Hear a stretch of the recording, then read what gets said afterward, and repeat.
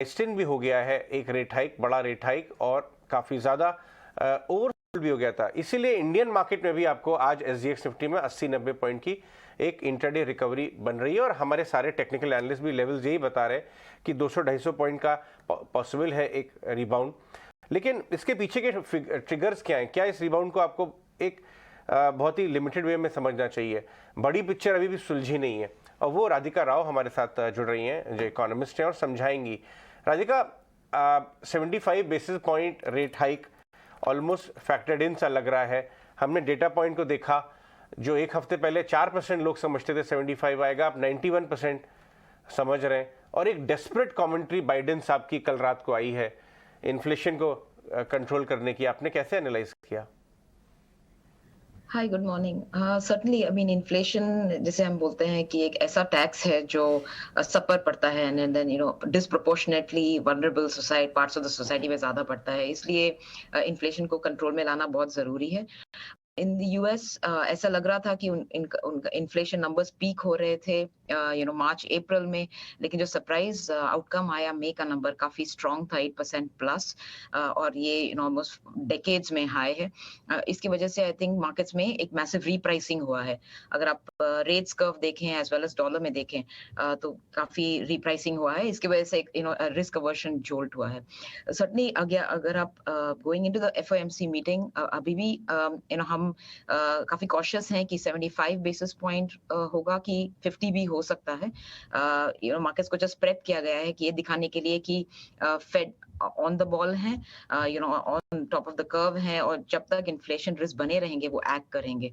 और अगर हम नेक्स्ट 3-4 मंथ्स का व्यू देखें, तो रिस्क जरूर हैं। हमें कमोडिटी प्राइसेस, ऑयल प्राइसेस नीचे गए थे, वो भी अभी 120 के पास हैं। Global commodity prices, consumption hit होने लगा है, फिर भी अगर आप रिटेल सेल्स देखें वो सभी अभी भी हाई लेवल्स पे है। तो वो जो इन्फ्लेशनरी प्रेशर्स यूएस में है काफी एविडेंट है।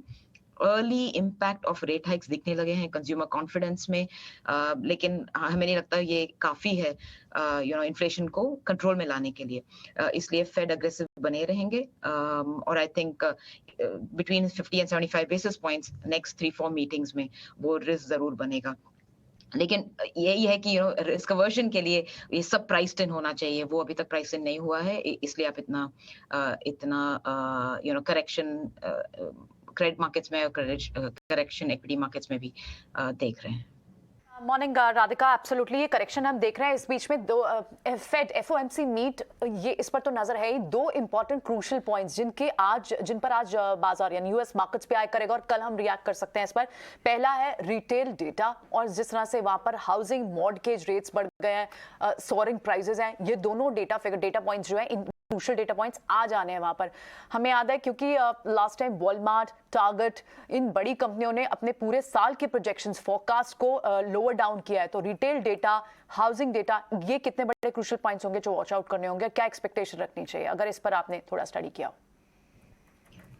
Thank you. सर्टनली जब रेट पहले दो पैंडेमिक का दो तीन साल थे, क्यूई की वजह से और एग्रेसिव रेट कट्स की वजह से फाइनेंसिंग कॉस्ट जनरली बहुत लो थे। तो ऐसे एनवायरनमेंट में यूजुअली आप देखें तो into real estate, into high risk, high yielding assets में ज्यादा पैसा डायरेक्ट होता है।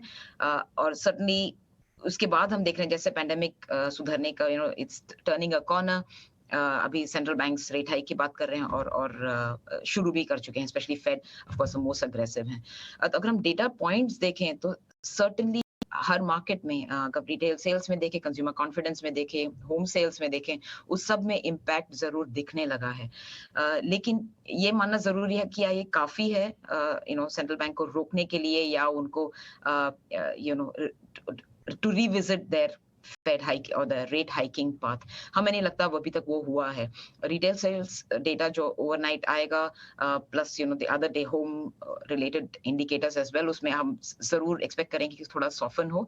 इनफैक्ट हम जब रिसेंटली यूएस एक ट्रिप में थे, तभी हमने ये भी नोटिस किया कि जो इन्फ्लेशन ऑन द ग्राउंड है वो काफी हाई है। अगर आप प्रोडक्ट्स सेगमेंट्स देखें, services as well as goods में, तो उस रवैये से आई थिंक ज़्यादा इम्पैक्ट नहीं हुआ है रेट हाइक्स का अभी तक। सो ये सबको फैक्टर इन करते हुए हमें लगता है कि फेड को ज़रूर वो उस पाथ पे बने रहेंगे, दो इम्पैक्ट ज़रूर होगा डिफरेंट सेगमेंट्स पे। और एडिशनली वन लास्ट पॉइंट, हम एक financial stress indicator usually follow करते हैं फेड के रेट हाइक्स को देखने के लिए। इन द पास्ट जब भी वो फाइनेंशियल स्ट्रेस इंडिकेटर बहुत डीप रेट में गया है, तभी फेड उन्होंने पॉज लिया है। इनफैक्ट रेट कट्स शुरू कर दिया था इन द पास्ट, 2 डेकेड्स का डेटा देखें तो अभी तक वो इंडिकेटर उस लेवल्स पे नहीं गया है। Even though stock markets have corrected so much, अभी तक वो स्ट्रेस इंडिकेटर उस लेवल पे नहीं गया है। इसलिए हमें लगता है कि दो डेटा में सॉफ्टनेस जरूर दिखेगा एंड दिखना शुरू होगा। वो जरूर इनफ नहीं है फेड को अपना रेट हाइकिंग साइकिल या स्लो करने के लिए या खत्म करने के लिए। सो सर्टेनली गोइंग इनटू 2023 उनका रेट हाइकिंग साइकिल बना रहेगा। राइट राधिका, आपको जाने देने से पहले एक इंटरेस्टिंग डेटा मैं आपका शेयर करूंगा, क्योंकि आप दुनिया की सबसे बड़े फंड मैनेजर्स से बातचीत करती रहती हैं रेगुलरली। हालांकि एक बात यह है कि अभी कुछ दिन पहले हमने देखा था जो फंड मैनेजर सर्वे होता है बोफा का, वो बता रहा है कि बोफा ये कहते हैं कि जो फंड मैनेजर्स हैं उन्होंने अपने कैश लेवल्स को 10 साल के हाईएस्ट लेवल्स तक रेज कर लिया था। इतना ज़्यादा रिस्क ऑफ था। लेकिन आज का जो डेटा आया है वो ये दिखा रहा है कि एलिवेटेड कैश लेवल्स अब धीरे धीरे कम होना शुरू हो गए। इसका मतलब ये है कि इस बाजार के खराब दौर में फंड मैनेजर्स एक्चुअली डिप्लॉय कर रहे हैं कैश। आप इसको कैसे रीड करेंगे इस डेटा को? थैंक यू, दैट सर्टेनली बहुत इंटरेस्टिंग डेटा पॉइंट है। जैसे आपने राइटली कहा, आई थिंक अभी तक इन बिटवीन ऐसा लग रहा था कि जो टाइटनिंग साइकिल है सेंट्रल बैंक्स का, वो इन द प्राइस है। मतलब जो भी एंटिसिपेट कर रहे थे वो सब प्राइस था।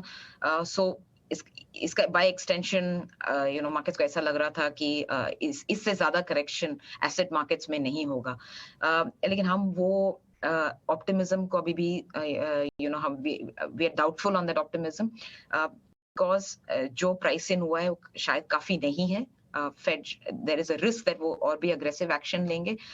इसकी वजह से एसेट मार्केट्स में वो और भी करेक्शन हो सकता है। इंटरेस्टिंगली ये सर्वे में ऑफ कोर्स इसका हम ये इंटरप्रिटेशन भी ड्रॉ कर सकते हैं कि जितना गिरा है, स्पेशली थिंग्स लाइक नैस्डैक या जो टेक रिलेटेड स्टॉक्स हैं, इनमें सब इन्वेस्टर्स या हेज फंड्स पर्टिकुलरली उनको लग रहा है कि और इसमें करेक्शन शायद ना हो। So that's interesting takeaway. But अगर हम just pricing in vis-a-vis risk aversion देखें, हमें नहीं लगता है कि हम पास द बॉटम है। There is certainly more risk that markets need to adjust. So rates को लेकर एज वेल एज एफएक्स को लेकर। सो हम जरूर फॉलो करेंगे कि ये नेक्स्ट जो सर्वे राउंड होता है उनमें फंड मैनेजर्स का टेक अवे क्या रहेगा।